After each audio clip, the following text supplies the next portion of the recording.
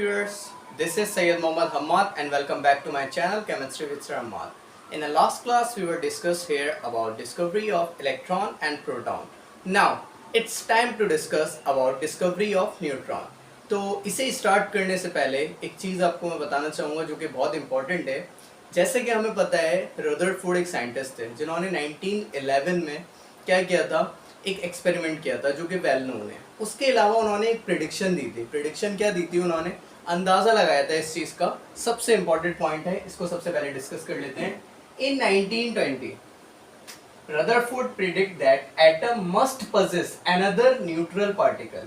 इन्होंने एक प्रिडिक्शन दी। क्या प्रिडिक्शन दी? कि एटम के अंदर एक और अनदर पार्टिकल, एक और पार्टिकल होता है जो कि न्यूट्रल होता है।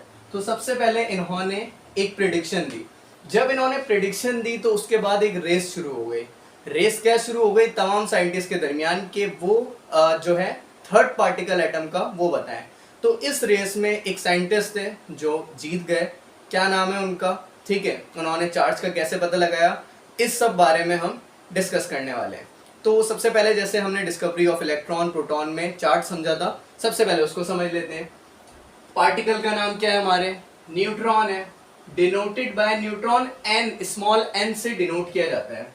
और इसके ऊपर जीरो लगाने का मतलब ये होता है कि इसके ऊपर कोई चार्ज मौजूद नहीं होता है, इसीलिए इसे न्यूट्रल चार्ज कहते हैं। और वो साइंटिस्ट जो कि उस रेस में जीते थे न्यूट्रॉन को डिस्कवर करने की, वो कौन थे? हमारे discoverer James Chadwick. James Chadwick scientist थे जिन्होंने पता लगाया था। कब पता लगाया था? 1932 AD, इस ईयर में इन्होंने पता लगाया था। और एक और बात, न्यूट्रॉन के ऊपर क्या चार्ज होता है? न्यूट्रल। न्यूट्रल का मतलब नो चार्ज, कोई चार्ज नहीं होता। और सबसे इंपॉर्टेंट बात एक जो कि हमें रदरफोर्ड ने बताई थी, इन्होंने ये कहा था कि एक पार्टिकल होगा जो कि न्यूट्रल होगा। और एक और बात बताई थी इन्होंने इंपॉर्टेंट, जो यहाँ लिखी हुई नहीं है, कि जितना प्रोटॉन का मास होता है उतना ही हमारे न्यूट्रॉन का मास होगा तकरीबन। तकरीबन का मतलब क्या है? जैसे 19-20, थोड़ा सा फासला होगा लेकिन बहुत अप्रोक्सीमेटली तकरीबन करीब होगा प्रोटॉन और न्यूट्रॉन का मास एक दूसरे के। तो यहाँ लिखा हुआ है मास, किसका मास? न्यूट्रॉन का मास 1.76 एक्सपोनेंट -27 kg। नजर आ रहा है आपको? ठीक है। और यहाँ पर एक वर्ड लिखा हुआ है, जैसे लिखा हुआ है प्रोटॉन और न्यूट्रॉन। प्रोटॉन के ऊपर पॉजिटिव चार्ज होता है इसलिए मैंने पॉजिटिव लगा दिया। ये क्यों लिखा है? ये रेफरेंस बताने के लिए लिखा है। न्यूट्रॉन के ऊपर कोई चार्ज नहीं होता इसलिए जीरो लगा दिया। अब ये जो सिंबल बना हुआ है ना या वेव की तरह, तो इसका मतलब है अप्रोक्सीमेटली तकरीबन प्रोटॉन का मास और न्यूट्रॉन का मास इक्वल होता है। प्रोटॉन नंबर ऑफ न्यूट्रॉन जो है, न्यूट्रॉन का मास क्या है? 1.76 एक्सपोनेंट -27। एक्सपोनेंट सेम ही रहता है। प्रोटॉन का क्या होता है? 1.67। मतलब इन दोनों को रिवर्स कर देते हैं तो प्रोटॉन का मास बन जाता है। तो तकरीबन ये दोनों का मास जो है वो सेम है। अब मेन बात पे आते हैं कि वो तरीका, जिस तरीके से चैडविक ने पता लगाया कि नंबर ऑफ न्यूट्रॉन भी एटम में मौजूद होते हैं, न्यूट्रॉन का पार्टिकल भी मौजूद होता है। तो इसको समझते हैं। सबसे पहले एक चीज कि जैसे डिस्कवरी ऑफ इलेक्ट्रॉन में, प्रोटॉन में क्या हुआ था, एक डिस्चार्ज ट्यूब यूज की गई थी जिसमें हमने कैसे पता लगाया था कि जो पार्टिकल था वो कैथोड की तरफ जा रहा है या एनोड की तरफ जा रहा है। क्यों जा रहा था? क्योंकि उस पार्टिकल पे खुद चार्ज होता था। इस वजह से कोई पार्टिकल एनोड की तरफ गया, कोई कैथोड की तरफ गया। बट यहाँ पर न्यूट्रॉन तो न्यूट्रल था, इस पे कोई चार्ज ही नहीं था, इसीलिए इसका जो वे है थोड़ा सा डिफरेंट है। उससे पहले एक चीज, मैंने न्यूक्लियर केमिस्ट्री की डेफिनेशन पढ़ाई हुई है, वीडियो मौजूद है। अगर आपने देखी है तो बहुत अच्छी बात है, नहीं देखी तो कोई बात नहीं।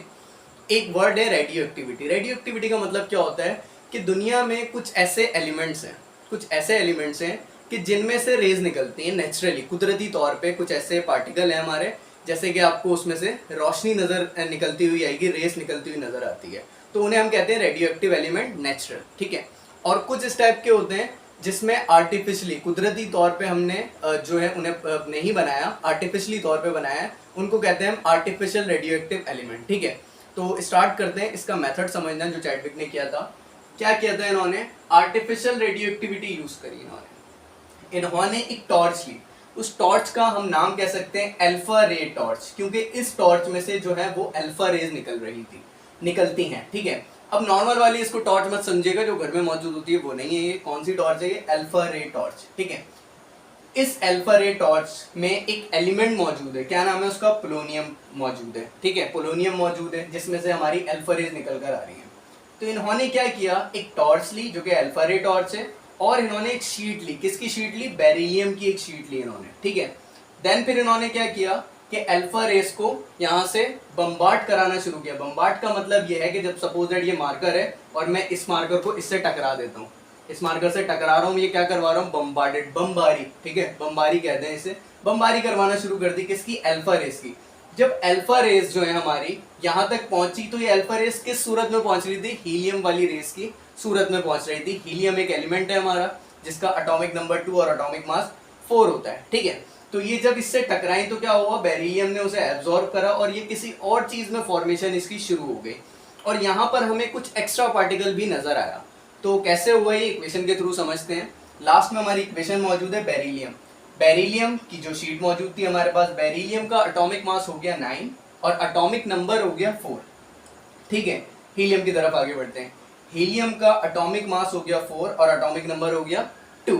जब ये बम्बार्डेड हुआ, जब ये टकराया, तो हमने देखा कि यहाँ पर फॉर्मेशन तो हुई है, किसकी फॉर्मेशन होगी, देखिए बहुत आसान सी बात है, 4 + 2 6, 6 एटॉमिक नंबर किसका होता है, कार्बन का होता है।